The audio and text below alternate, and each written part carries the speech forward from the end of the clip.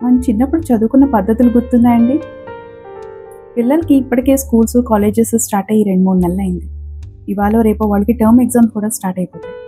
So వాళ్ళు ఈ ఎగ్జామ్స్లో మంచి స్కోర్ చేయాలన్నది నాది చిన్న ప్రయత్నం. ఇన్స్టిట్యూషన్స్లో కుదరకపోవచ్చు, కానీ మనం గుర్తు చేసుకుంటే ఇప్పటికీ కూడా చిన్నపిల్లలకి నేర్పించే రైమ్స్ కానీ, లేకపోతే నెక్స్ట్ స్టాండర్డ్స్ వాళ్ళకి నేర్పించే టేబుల్స్ కానీ ఎలా నేర్పిస్తారండి?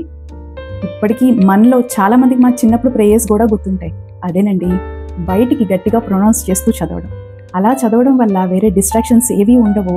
పట్టి తప్పులు లేకుండా చదవడం అలవాటు అవుతుంది. అలాగే అది చదువుతూ పేపర్ మీద పెన్ పెట్టి ప్రతిదీ పాయింటర్స్గా రాసుకోవడం. అది టాపిక్ ఒక 4-5 సెంటెన్సెస్దే కావచ్చు, కానీ వాళ్ళు పాయింటర్స్గా రాసుకోవడం చేత ఎగ్జామ్స్ ముందు వాళ్ళు రీక్యాప్ చేసుకోవడానికి బాగా యూజ్ అవుతుంది. పేపర్ మీద పెన్ పెట్టి రాయడం అంటే అక్కడ అన్ని సెన్సెస్ని యూజ్ చేయడమే. సో దానివల్ల పిల్లల్లో ఫోకస్ పెరుగుతుంది. అలాగే వన్స్ ఆ టాపిక్ మీద వాళ్ళకి గ్రిప్ వచ్చిన తర్వాత అది వారు వేరొకరికి ఎక్స్ప్లెయిన్ చేయగలగాలి. అట్లీస్ట్ మిర్రర్స్ ముందైనా వేరొకరికి ఎక్స్ప్లెయిన్ చేస్తున్నట్టుగా ప్రాక్టీస్ చేయడం. ఈ రకంగా పదే ప్రాక్టీస్ చేయడం వల్ల వాళ్ళ ఆ టాపిక్ని మర్చిపోయే అవకాశమే లేదండి. అలాగే కొంతమంది పిల్లల్లో స్టేజ్ ఫియర్ని కూడా ఇది పోగొడుతుంది. రానున్న వీడియోస్లో ఇంకొన్ని టెక్నిక్స్ తెలుసుకుందాం. అప్పటి వరకు దీన్ని సేవ్ చేసుకుని అవసరమైన వాళ్ళకి షేర్ చేయండి.